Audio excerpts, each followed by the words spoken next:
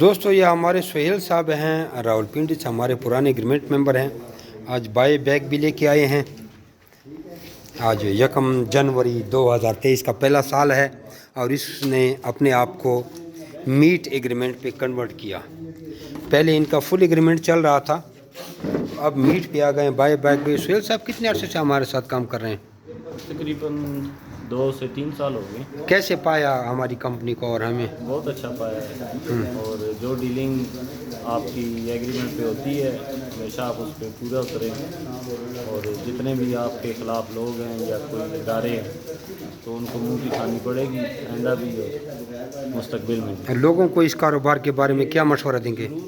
جو لوگ کم آمدنی والے ہیں وہ آئیں، اور میٹ ایگریمنٹ آسان کاروبار ہے.